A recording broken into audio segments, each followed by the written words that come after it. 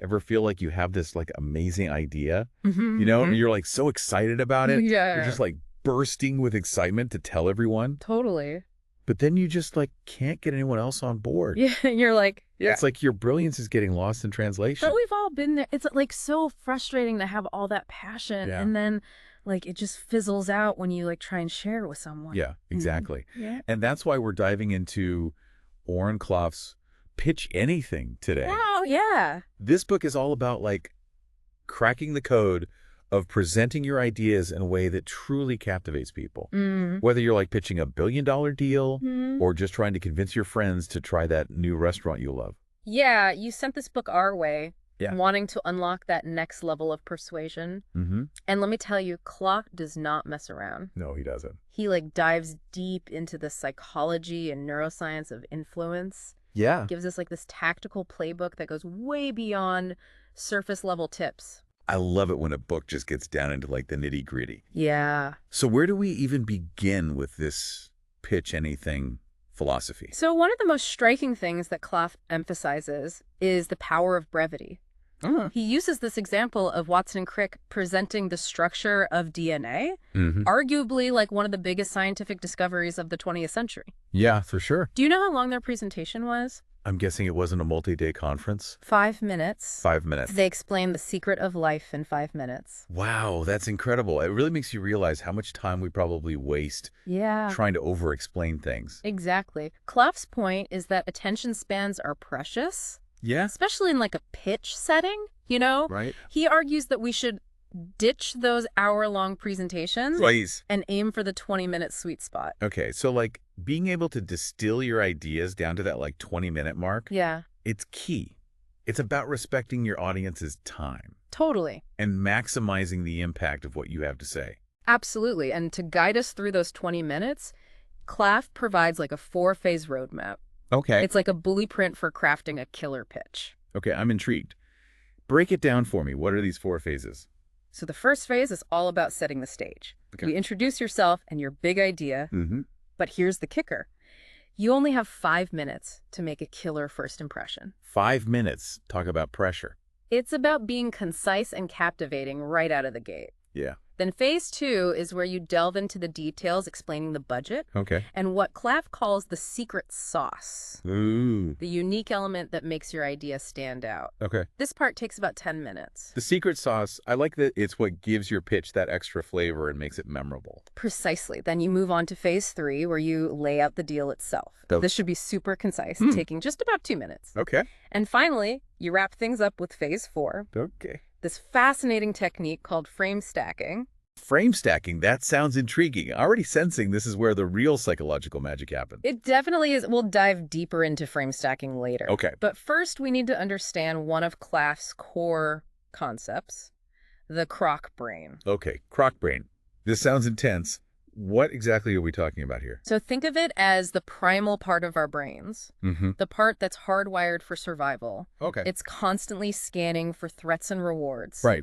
Deciding in a split second whether to pay attention or tune out. So it's like the gatekeeper of our attention, and we need to get past this croc brain if we want our message to get through. Precisely. And to do that, we need to understand how it works. For Okay. example, the croc brain is drawn to strong visuals, high contrast, and novel information. Mm-hmm. It's all about triggering those primal instincts. So it's not enough to just have a great idea. We need to package it in a way that grabs the croc brain's attention and makes it want to learn more. Exactly. And one of the most effective ways to do that is by creating a sense of urgency. A why now element in our pitch. Why is that why now element so important? Think about it from like an investor's perspective. Mm. They're constantly bombarded with ideas. Yeah. They don't want something that feels stale or outdated. Right. They want to feel like they're getting in on something fresh, Yeah. something with momentum. It's like catching a wave at just the right moment. Yes. You want to create that sense of excitement and opportunity that makes people feel like they need to be a part of it. That's a perfect analogy. Thank And you. to help us create that why now, Clough introduces a framework he calls the 3 market forces. Okay, lay it on me. What are these forces? So the first force is economic. Okay. What's happening in the market right now? Mm-hmm. Are interest rates low? Is there a surge in consumer spending? Okay. The second is social. Are there any like shifting trends or attitudes that make your idea relevant right now? Right. And the third force is technological. Are there any new innovations or advancements that make your idea possible or even more powerful today? So it's about weaving a narrative that shows how these forces are converging Yeah. to create this perfect storm of opportunity, making your idea not just good, but essential right now. Exactly. Clough uses the example of a product called the upright wrist device. Okay. It helps people improve their posture and sleep better. Okay. He shows how economic factors like rising healthcare costs, social trends toward wellness, and technological advancements in wearable tech Right. all came together to create the perfect moment for this product to launch and thrive. That's a great example. It shows how you're not just presenting an idea in isolation, Yeah. but positioning it within the larger context of what's happening in the world, which makes it much more compelling. Absolutely. And once you've established that why now context, you're ready to introduce your big idea. Okay, so we've hooked them with the why now. Yep. Now, how do we introduce like the main course, the big idea itself? This is where clarity and conciseness are crucial. Okay. Clough provides this fantastic template called the Idea Introduction Pattern. I like it already. It goes like this. For target customers who are dissatisfied with the current offerings in the market, Okay. my idea product is a new idea or product category that provides key problem solution features. Unlike the competing product, my idea product is describe key features. It seems simple, Yeah. but it's so powerful because it addresses all the key points in a way that's easy to digest. Who is it? For what problem does it solve? What Yeah. makes it different and better? Exactly. And Clough shows how this pattern works in action with examples like the Energy Tech 1000, Okay. a device that boosts energy output from solar panels, and a multi-screen visual array for executives to manage information flow. Cool. He even uses it to break down Joe's airport deal, which we'll get into later. I'm intrigued. It's like you're giving the audience a mental framework to hang your idea on. Yes, I love that. Absolutely. But remember, it's not enough just to be interesting. Right. We need to tap into the brain's reward system, Okay. triggering a specific cocktail of brain chemicals to truly captivate our audience. Well, no, this is where I get really excited. Let's talk brain cocktails. So Clough dives into the neuroscience of attention, Okay. highlighting the crucial role of dopamine and norepinephrine. I'm all ears. Tell me more about these brain chemicals and how they factor into a killer pitch. So dopamine is all about desire, the anticipation of a reward. Okay. It's what makes us crave something, want to learn more. Right. Norepinephrine, on the other hand, is associated with alertness and tension. Mm. It's that jolt of energy that keeps us focused and engaged. So we need to strike a balance between these two chemicals. Yes. It's like a delicate dance between desire and tension that keeps our audience captivated. Precisely. Too much dopamine and you get hype without substance. Right. Too much norepinephrine and you risk triggering fear or anxiety. It's about finding that sweet spot, that perfect blend of anticipation and excitement that keeps them on the edge of their seats. So how do we actually create this dopamine norepinephrine magic in our pitches?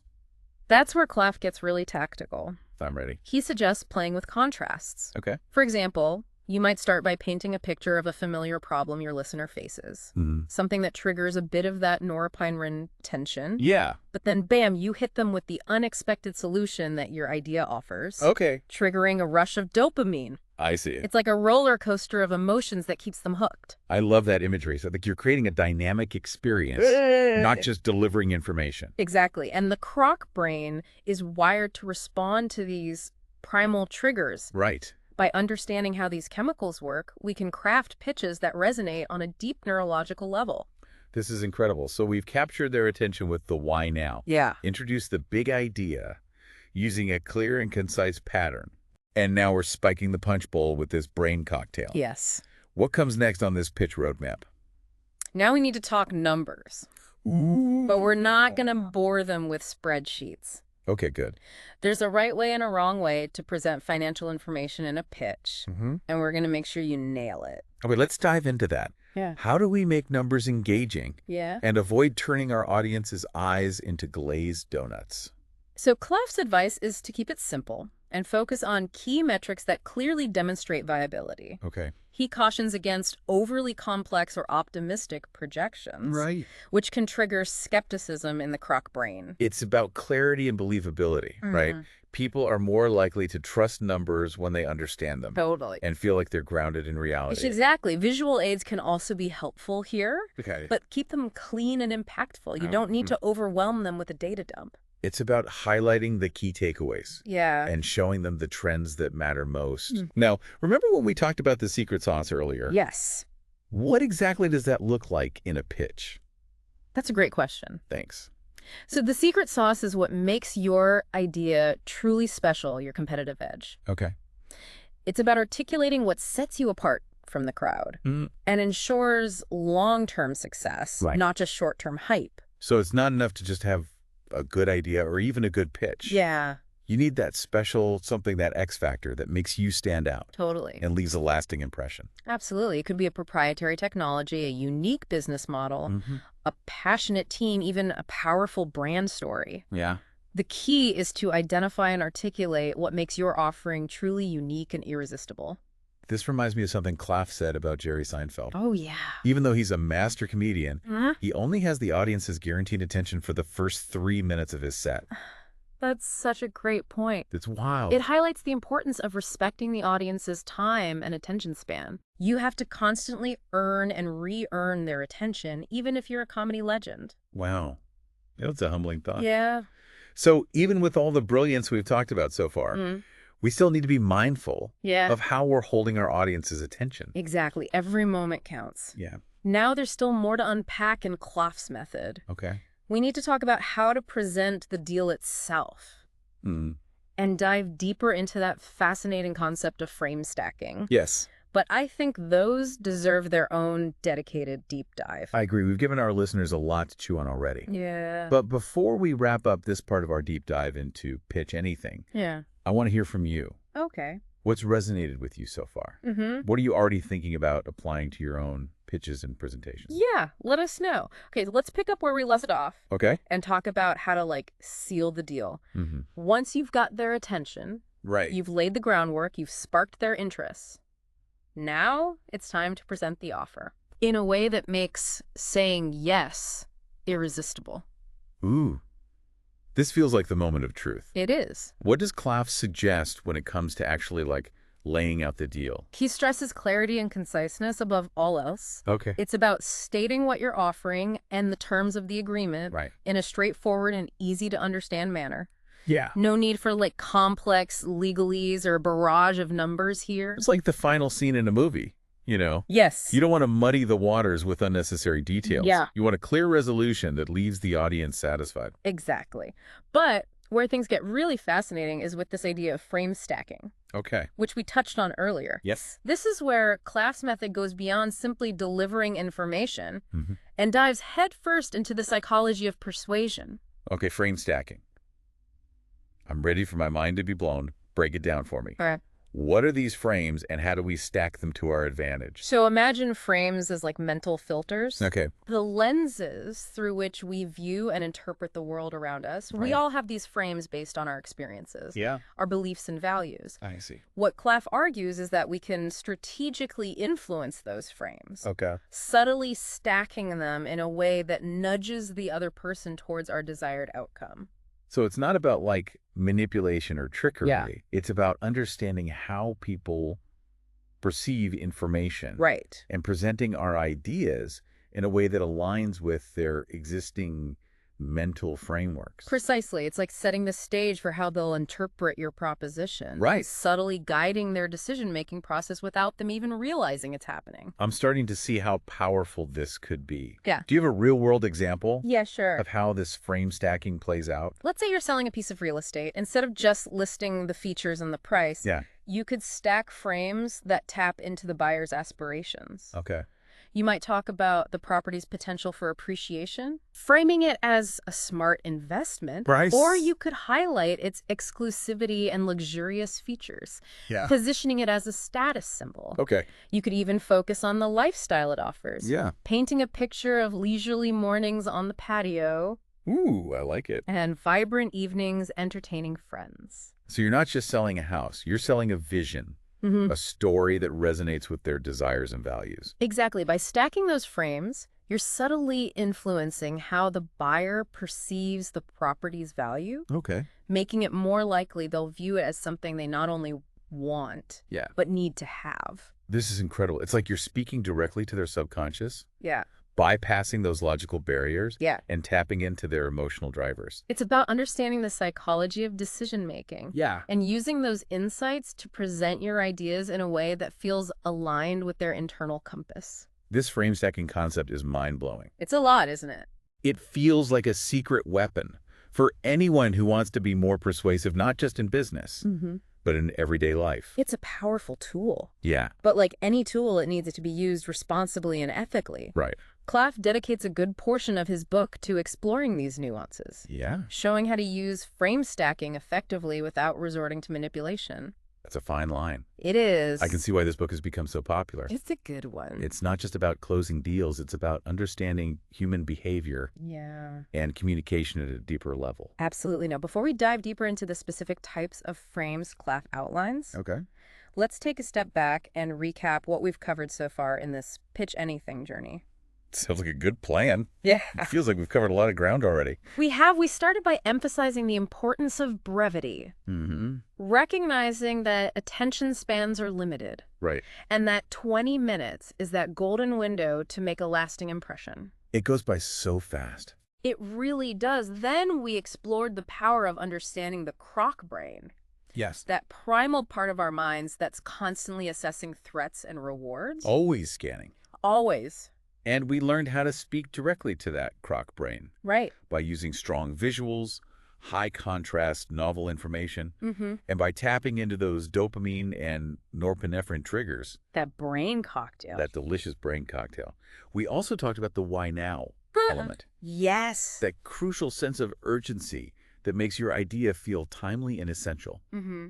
We looked at how to weave this into our pitches by connecting our ideas to current economic, Right. social, and technological forces. That's all about timing. It is, right? Yeah. And let's not forget that brilliant idea introduction pattern. Yeah. A simple yet incredibly effective formula for presenting our big idea in a way that's easy to understand and remember. I love a good framework. Me too. From there, we moved into the financial side of things, Mhm. stressing the importance of keeping things simple and focusing on key metrics that demonstrate viability. Exactly. No one wants to wade through a sea of complicated projections. No, they don't. And of course, we can't forget the secret sauce, Of course not. that unique element that sets your idea or offering apart from the competition Right. and gives you that long-term edge. It's essential. And finally, we introduced this concept of frame stacking, Yes. the art of subtly influencing perception to guide our audience towards that. Yeah. Yes. So powerful. This has been an incredible overview. I'm already feeling more confident and equipped to tackle my next pitch. That's great to hear. But I'm also eager to hear more about these specific frames that Claff outlines. Well, that's a perfect segue into the next part of our deep dive. Right. Let's take a closer look at these frames and explore how we can use them to amplify the impact of our pitches. I'm ready. Let's stack some frames. Okay. So we've covered like a lot of ground in Oren Claff's Titching of things so far. We have. But this frame stacking idea has me like really intrigued. Yeah, it's really interesting. It feels like the secret sauce of persuasion, you know, the key to unlocking that next level of influence. It definitely is one of the most fascinating and powerful aspects of Claff's approach. Yeah. And remember, we're not talking about like manipulating people or being deceptive, right? Right. It's about understanding the psychology of perception. Yeah.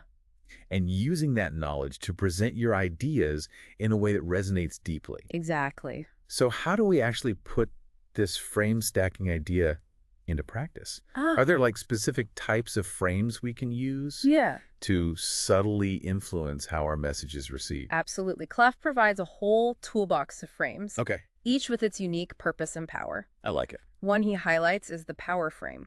Ooh, power frame. It's about subtly establishing yourself as the alpha in the room, Okay. the one with the authority and expertise. I can already feel my posture improving just thinking about this. You know, right? But how do you project that power frame without coming across as like arrogant or pushy? It's all about subtle cues. Your body language should convey confidence. Okay. Stand tall, make eye contact, Use open gestures. Right. Your tone of voice should be clear and steady. And the way you present your ideas should reflect a deep understanding of the subject matter. Okay. It's about commanding respect without demanding it. So it's not about being the loudest voice in the room, Right. but about carrying yourself with a quiet confidence that, draws people in. Exactly. What other frames can we add to our toolkit? Another one Clough emphasizes is the time frame. Time frame, okay. It's about controlling the pace and flow of the interaction, subtly creating a sense of urgency or scarcity. So instead of letting the conversation just kind of meander or get bogged down in detail, we're setting clear boundaries. Right. And making it clear that time is valuable. Exactly. You could say something as simple as, I only have about 15 minutes to share this with you today. Okay. Or I'm meeting with other potential partners later this week. It subtly signals that you're in demand, that this opportunity is limited, and that decisions need to be made. It's like those limited time offers, you Yeah. know, that create a sense of urgency and make you want to act quickly before you miss out. Totally. Are there any other frame stacking techniques we should have up our sleeve? I'm loving these. Clough also talks about using the intrigue frame. Intrigue frame, okay. It's about sparking curiosity and drawing the other person into your narrative by hinting at something interesting or unexpected. So instead of laying everything out on the table right away, you're leaving them wanting more, piquing their interest, so they lean in and pay attention. Exactly. It's like starting a story with a captivating opening line that makes them eager to hear what happens next. Yeah. It could be as simple as saying, I recently discovered something that completely changed my perspective on this. Okay. Or, I have a solution that no one else is offering. It's like a good movie trailer. Yeah. You give them just enough glimpses to hook them without revealing the whole plot. Exactly. I love that. What other frames are in Clough's arsenal? He also talks about the prize frame. Okay, prize frame. Which is about positioning your idea or offering as something exclusive and desirable, something worth pursuing. So it's about highlighting the unique benefits and value proposition. Yeah. Making it clear that this is an opportunity they don't want to miss out on. Precisely. It's about creating a sense of aspiration and desire. Right. Making them see your proposition as a prize worth winning. You might emphasize the limited availability of what you're offering. Okay. The unique expertise you bring to the table. Yeah. Or the exclusive access you can provide. It's like finding a hidden gem. Something that feels rare and valuable. Yes. It definitely makes you want to hold on tight. It does. This whole frame stacking concept is incredible. It is. It's like we're not just pitching ideas. Yeah. We're crafting experiences, shaping perceptions, and telling stories that captivate the mind and inspire action. That's a fantastic way to put it. Thanks. And remember, frame stacking is just one piece of the puzzle. Right. It's about combining all the elements we've discussed. Yeah. The brevity, the crock brain, appeal, the urgency, the clarity, the secret sauce, and the framing. A lot. It is to create a truly persuasive and unforgettable pitch. This deep dive into Pitch Anything has been like a revelation, honestly. Oh, good. It's given us a whole new framework for thinking about how we present our ideas. Yeah. And I feel so much more confident and prepared to go out there and make things happen. That's what it's all about. And remember, the best way to master these techniques is to practice them in real-world scenarios. Absolutely. Start experimenting with different frames. Yeah. Pay attention to how people respond and refine your approach along the way. It's a process. Like any skill, the more we practice, the more natural and effective it becomes. So to our listeners out there, don't be afraid to get out there and put these ideas into action. Go for it. Whether you're pitching a business idea, a creative project, or even just a suggestion for where to go for dinner. That's right. Remember the power of these techniques. You got this. And have fun with it. Yes. Pitching doesn't have to be a stressful ordeal. No way. When you approach it with confidence and a deep understanding of how to connect with your audience, it can actually be an incredibly rewarding and enjoyable experience. For sure. So go out there, stack some frames, and make your ideas unforgettable. Make them count. As always, we'd love to hear about your aha moments. Yes. Let us know how you're using these insights to take your communication to the next level. Yeah. Until next time. Yeah. Keep diving deep.